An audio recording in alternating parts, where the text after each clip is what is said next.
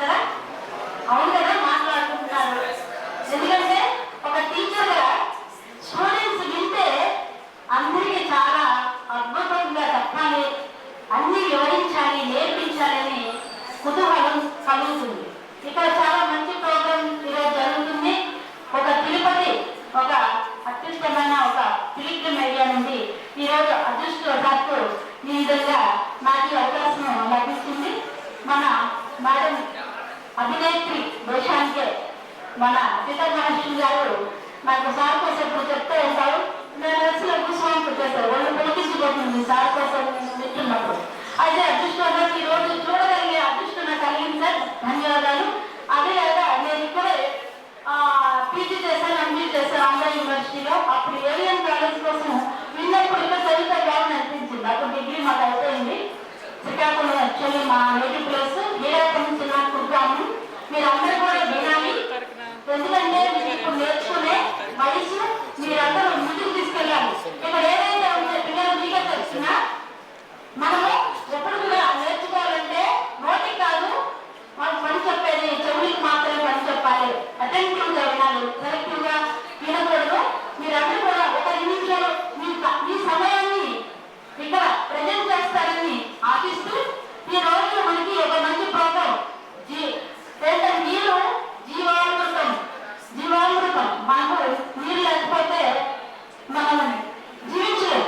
అసలు ఈ రోజు నీరు లేకపోతే ఏ జీవి మనలేదు, బతకలేదు. అలాంటి గొప్ప ప్రోగ్రామ్ ని ఈ రోజు మీకు ఆర్గనైజ్ చేయడము, మీకు వాటర్ ప్లాంట్ ని మీకు అద్భుతంగా అందించడం చాలా గొప్ప విషయం. అయితే నేను చెప్పాల్సింది ఏంటంటే మీరందరూ ఇప్పుడు చాలా అందరూ కూడా చెప్పారు మనం ఏం చేయాలి, మన ముందున్న మన రోల్ ఏంటి, as a students, as a teachers, as a bureaucrats, as a politicians మన ముందు చాలా మనం పనిచేయాల్సి ఉన్నాయి. కానీ మనం అవన్నీ వదిలేస్తున్నాం. స్టూడెంట్స్ మాకు అంటే నేను యూనివర్సిటీలో చదువుతున్నాను, ఒక 6-7 వేలు మంది ఉంటారు. ఎక్కువ మంది ఫోన్లో చూస్తున్నారు. ఫోన్లోనే వాళ్ళ యొక్క ఇది నడుస్తుంటారు. ఫోన్ తర్వాత క్లాస్లో ఉన్నప్పుడు కూడా నవ్వుతూనే ఉంటారు. అంటే మనం ఎలా అయిపోయాం, మెటీరియలిస్టిక్ అయిపోయాం. ఆ చదువులు మన జీవితానికి ఏమి ఉపయుక్తం కాదు. మనం చదువుకోవాల్సింది మన చుట్టుపక్కల. ఒకసారి చెప్పారు స్కిల్ డెవలప్మెంట్ ఉండాలి. విద్య అనేది స్కిల్ డెవలప్మెంట్ వైపు నడిపించాలి. అదే మనకి జీవనభృతి. కాబట్టి ఆ విధంగా స్కిల్ ఫీల్డ్ లో ఎప్పుడు కూడా చదవాలి. ఇలాంటి అవకాశం కల్పించిన మన పెద్దలు, మన దేశ్ అంటేనే ఒక గ్రూప్. ఆ విధంగా మీరందరూ కూడా ఎదగాలని, తర్వాత చదువులు మన అంటే నాలెడ్జ్ కోసం కాదు, మన తోటి వారి కోసము, మన కోసం మేమంతా ఉన్నాం. నేను కూడా చిన్నప్పుడే ఎంఎస్డబ్ల్యూ చదువుతున్నప్పుడే ఒక ఆర్గనైజేషన్ పెట్టాను, ఎంఎస్సిఎన్ మైనారిటీస్ డిపార్ట్మెంట్. నేను ఒక ట్రైబల్ నుండి వచ్చాను. అక్కడ ఇప్పటికి కూడా 5వ క్లాస్ చదివిన ఒక ట్రైబల్ పిల్లలు కూడా లేదు. నేను వాళ్ళ కోసం కొత్తగా ఒక ఎన్జిఓ పెట్టాను, వేరుంటుంది organization of rural urban tribal empowerment. నా ఆఫ్టర్ రిటైర్మెంట్ కోసం నేను ఒక స్కిల్ ఓరియంటెడ్ ట్రైనింగ్ సెంటర్ పెట్టాలి మా ఊళ్ళోని. మా నాన్నగారు ఇచ్చిన ఒక ఆస్తి కూడా నేను అక్కడ డెవలప్ చేస్తున్నాను. అంతేకాకుండా మా సీతారాజు మేడం గారితో నేను సాహిత్య ట్రస్ట్ లోను, అలాగే ప్రాంత ట్రస్ట్ లో కూడా నేను వర్క్ చేస్తున్నాను. అంటే ఫుల్ టైం చేయలేకపోయినా నేను ఆఫ్టర్ రిటైర్మెంట్ ఫుల్ టైం చేస్తానని మేడంకి ముందే చెప్పాను. కాబట్టి మన ముందు ఉన్నది, మనం చదువుకున్నది, మనం నేర్చుకున్నది మన వాళ్ళకే కాకుండా మన చుట్టూ ఉన్న వారికి, మన సొసైటీకి, అసలు మేము ఫ్యామిలీ స్పెషలిస్ట్ అయితే మీకు చెప్పాలి.